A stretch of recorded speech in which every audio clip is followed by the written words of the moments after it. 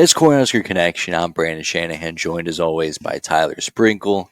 Much lighter mood than the last previous recording, so good stuff. Real quick, if you're hearing me right now, if you're looking at me in my crooked hat, like the video, just do it. We'll wait.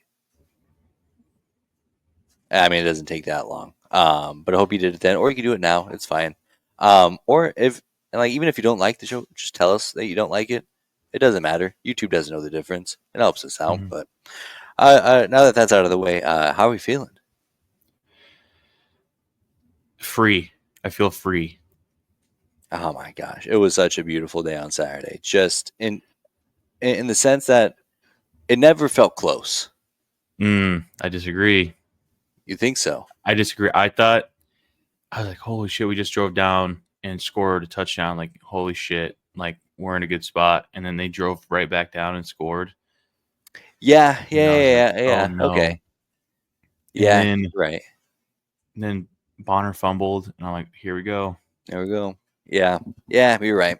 It did feel close for a little bit. I think the turning point for me is when Wisconsin handed the ball off right before halftime, trying to get to the locker room, fumble it. We turn it into points like that.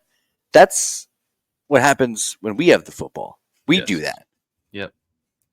So I think that at that glorious. point, that's when I was like, okay, I think we have a good shot at winning this game. And then he actually made the field goal. I mean, not that Yes. that's a huge surprise at this stage in the game. 7 straight, shout out John Hole. But that we get the turnover, the fluky turnover, turn it into points. I mean, unbelievable. But you know what sucks? And I don't want to be a downer. We're celebrating today. But with all good things, some bad things need to come. And I'm sure we can get into that a little bit later. But, Malachi leaving, Fedoni's mom bitching on Facebook, Donovan Raiola seemingly getting into a fight with a Wisconsin police officer. It's always Nebraska things, It's always got to be something. Yeah, I mean, at least it's stuff happening off the field as opposed absolutely. to the entire world pointing and laughing at us. Just a couple real quick thoughts on the game. This offense is unbelievable now. And Emmett Johnson, man, holy shit! Oh my gosh, Emmett Johnson was awesome. Dylan Raiola was dealing. I was really hoping he'd get to 300. I can't remember. I wanted to get 3 extra yards so bad. I know it. I mean, it worked out, but yeah, Emmett Johnson had a day. And you know who also kind of had a day in the Dante? They were both great. Dante Aldell had 3 touchdowns. I mean, that seems like the Jamal Banks went up and got it. Isaiah Nayer, he plays wide receiver. Everybody had a great day. I'm so juiced. It was everything that we were talking about that was missing, like rhythm and energy, and inspired play calling. Inspired, yeah. I'm not a scheme savant. I couldn't tell you if they position this guy in and they try to attack this matchup downfield, but it just felt different, and it's just everything that we were looking out for. One of the plays that sticks out to me the most was, I think it was our second touchdown, the Dowdle run, 10 or 15 yards out. They send Jamal Banks on motion across the formation, and he sticks that corner to spring that run. If you would have told me a couple weeks ago that we'd have a wide receiver making a big impact block to score a touchdown, you're a liar. Yep. We saw and obviously the key difference is who we have calling the plays. Daniel Holgerson running the show, and there's a couple weeks where I'm like, I don't think it's scheme or play calling. It's just execution, and I did put a percentage on that onto Satterfield. I'm like, I mean, at some point the guy's got to go out and get it. But now that we have a grown up in the room, turns out that's exactly what they needed. Not only that, but you see him holding these guys accountable. Yeah. Like Roll came out and said, Finoni only got 2 snaps because it was a coaching decision. Like, if you're not doing what you're asked to do, then you're not going to play. And that hasn't been around in this program for the last couple of years. It's just I mean, yeah, you've been starting, so why wouldn't you keep starting? You've been getting the lion's share of snaps. Why wouldn't you keep getting those? Well, obviously something wasn't working. Yeah, and You that's see Lindemeyer that out was there doing great things. It's unbelievable. great. I forgot those guys were even like options, like genuine options. Like, I figured Yeah. that they would just kind of come in and lay some haymakers if need be, but I mean they're kind of what we were hoping our tight end room would look like. Sorry, my computer's freaking out. Yeah. I mean, what is happening? I'm sorry. That's all good. Can you hear that? No. Music just started playing. What is happening? What the? Please stop. Thank you. Jesus. Okay. I lost my Going train of on thought. too many adult websites starting to get viruses on the No, Apple Music CPU. just started and it started playing. Yeah, Oh. unless somebody's on my computer messing with me. That was chaotic. I apologize. But yeah, just seeing guys like seemingly genuinely excited to go out there and win this damn game and not play to lose, but continue to play to win late in that game. I think in the past couple weeks, that would have been a closer game, I think. Oh, without a doubt. Like, yeah, we're up, what was it, 17 at one point, and then Wisconsin goes down and scores. And what do we do normally? We just sit there, hand the ball off 3 times, punt, and hope to play defense. This time we press the issue, threw the ball a lot. We got what we asked for as well. Heinrich Hart. Oh my gosh. He was out there in goal line sets. I'm struggling now. Scored a touchdown, the first touchdown of the game.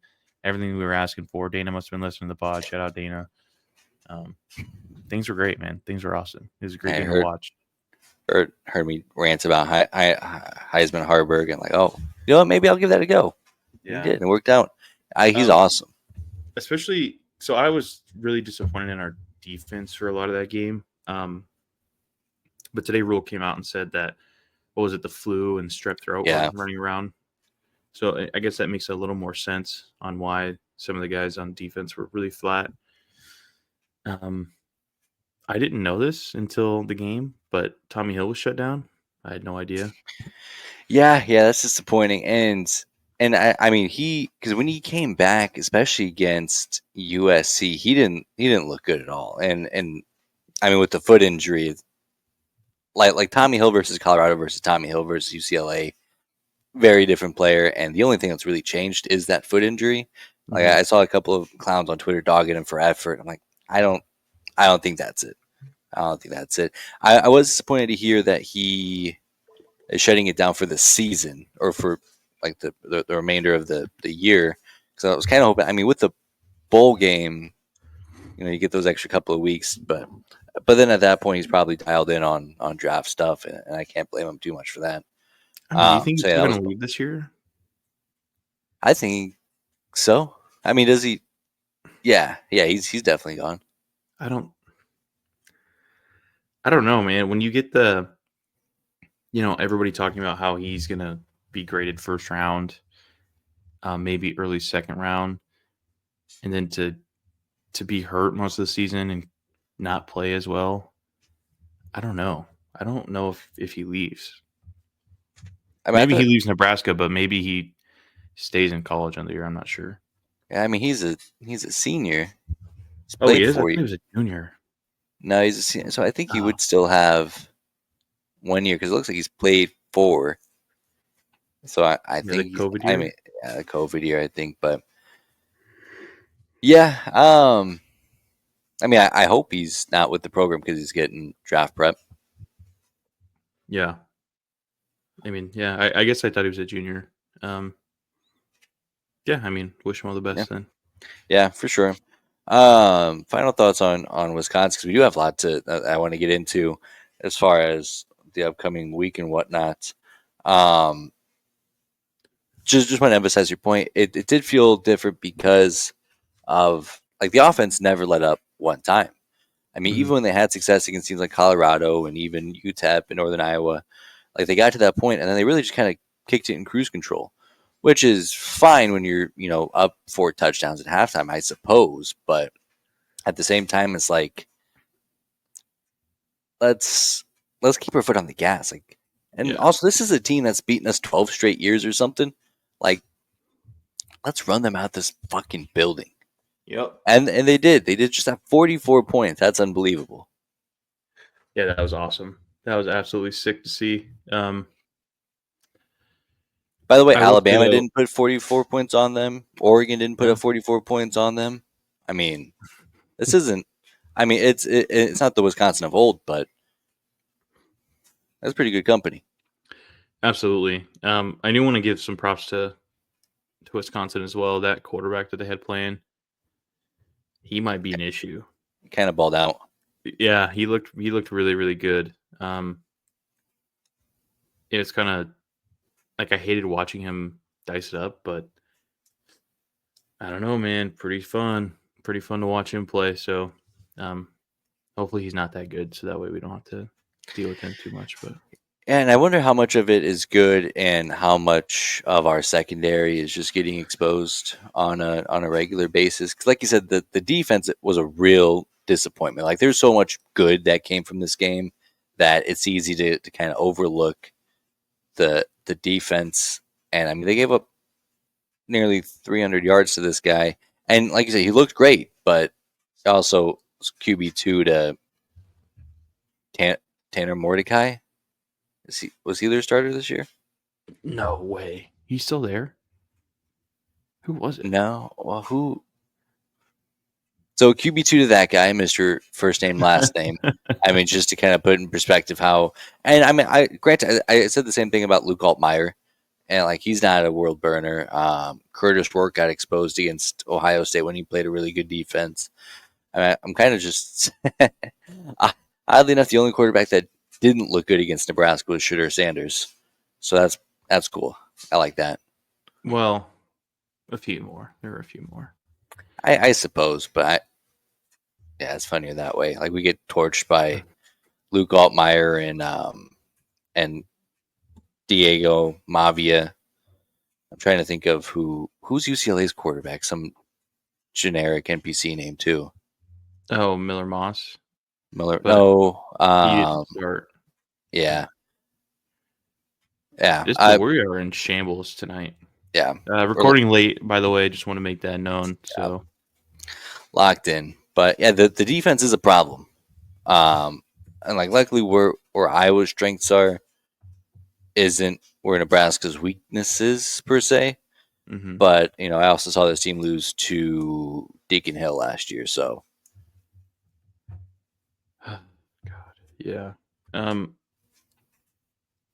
I was kind of cursing Tony White's name during this game, unfortunately. And at one I was at one talking point to I Brooke sent about it. text messages like, "Are we sure Marcus Satterfield can't call defense?" I mean, he knows what doesn't work against. Yeah.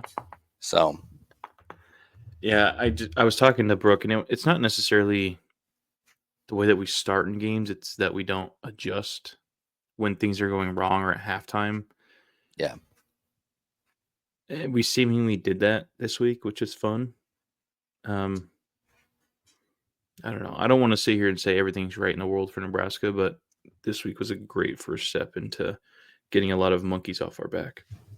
yeah, and I mean, at the end of the day, and as we talked about it, like 30 offensive points gets us to 3-0. We didn't get to 30 points against USC. 30 point. I mean, hindsight, 30 points might get it done against Wisconsin. Who knows? But then 30 points gets it done against Iowa. And 25 points isn't a bad mark. But yeah, a lot of yards given up. Yeah, a lot of like it seems like Nash and Ty are getting it done up front, but there's not a whole lot of a safety net behind them. I I think once Gifford leaves, and I love him as a person, he's a great guy. There's too many times that I see his back when big plays are being made, which is annoying to me. I think I may have referenced him to Old Yeller about a half a dozen times Mhm. on Saturday. Mm-hmm. Yeah, I love him. Love the culture that he's part of. I mean, even in the chasing three stuff, you see the impact that he has. But yeah, there's a lot of times where I'm like, boy, you wish we had somebody better at that position. But the bright spot, a lot of young guys. Willis McGahee, he's looked like a stud. Vincent Shavers had pop. We're getting Jamari Butler back. I mean, there's a lot of. We're getting another year of Sayer, right? Maybe. Unless I guess he really pops off and drafts stuff, but I don't. Getting a lot of good guys back, and there's that to look forward to. Because maybe we get a little bit more of a talent crop or like a talent increase with some of these new guys coming in, and the culture that those guys have instilled trickles down year after year. So promising stuff. Luckily, I don't think we'll have to worry about Tony White getting a head coaching job. So that's bright spot. Yeah, I suppose. I don't know. I kind of wish that we were talking about that this year because that means our defense was crazy. Yeah, I guess just run it back for another year. running back. Yeah, I love it though, but it feels like a relaxing week going into Iowa, where every year for the last 8 years I've been so tense going into this game, and here we are. I do have some worries about Iowa. Also, fun little story before we really break down the football. Last year, like the Wednesday before Thanksgiving, I proposed to Catherine, and I remember very vividly thinking I would rather her say no to my marriage proposal than to lose to Iowa. Mm-hmm. Just wanted to Rightfully so. circle back a year of hindsight, a year of Mm-hmm. being engaged. It's been a beautiful year for us personally. I stand by that 200%. That shit sucked.